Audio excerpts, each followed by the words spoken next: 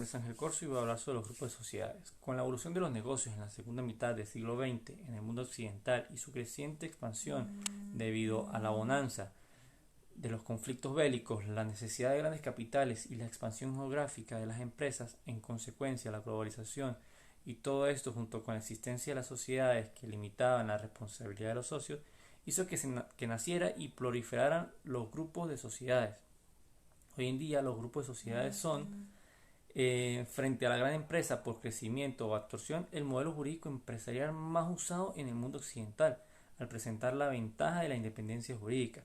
En definitiva, sea cual sea el origen del nacimiento del grupo de las sociedades, la realidad de su existencia es incuestionable y su expansión es imparable.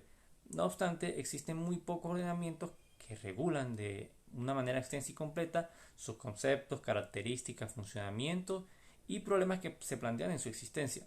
Es la doctrina básicamente y la jurisprudencia las que han asumido el papel de completar la visión jurídica de los aspectos más controvertidos de la figura empírica. Siguiendo al profesor Girardot, el concepto de grupo de sociedades va evolucionando con el tiempo a medida que se va desarrollando nuevos esquemas pragmáticos.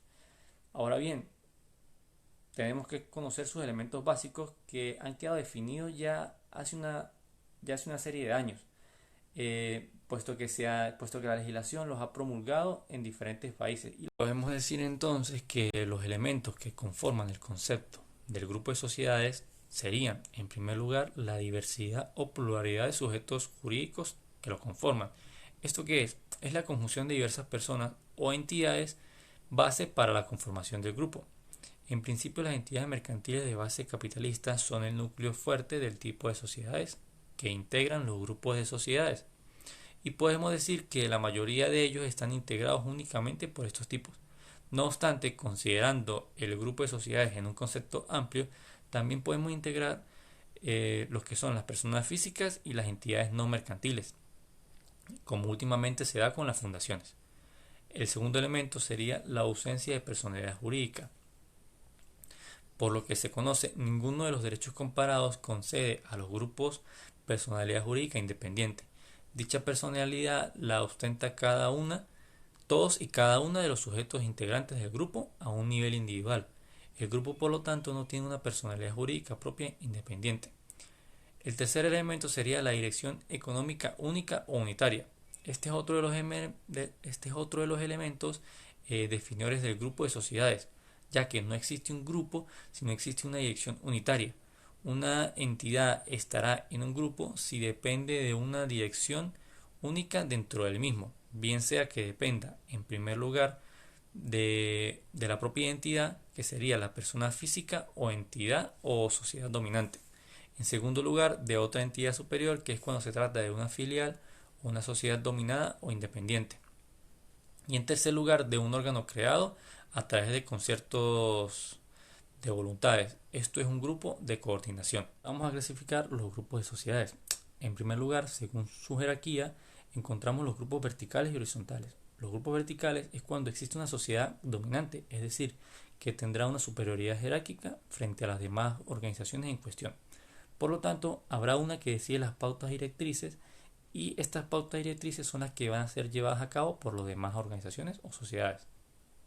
En el grupo de las horizontales, aquí no hay una sociedad dominante, es decir, todas las sociedades están bajo el mismo nivel y todas toman decisiones de acuerdo a pactos de colaboración y cooperación.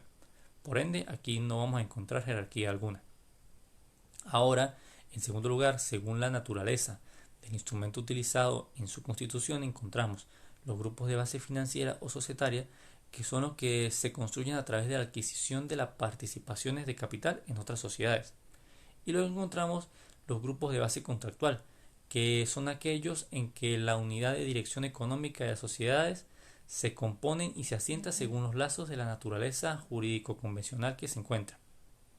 Luego encontramos los grupos de base personal, que se caracterizan porque la dirección unitaria resulta fundamentalmente de la identidad, de la composición de los órganos de administración o de la dirección de distintas sociedades del grupo.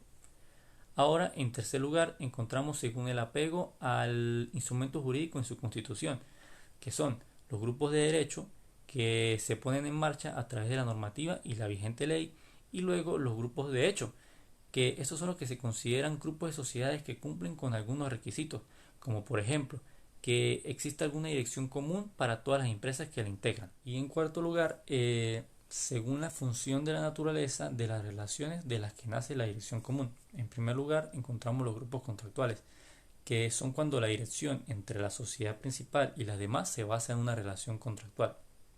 En segundo lugar, los grupos dominicales, que es cuando consideramos el grado de participación que tiene la sociedad principal con las demás. Y luego los grupos personales, que es cuando se considera un grupo de personas que tienen un interés debido a que son familiares o entre ellos existe algún vínculo.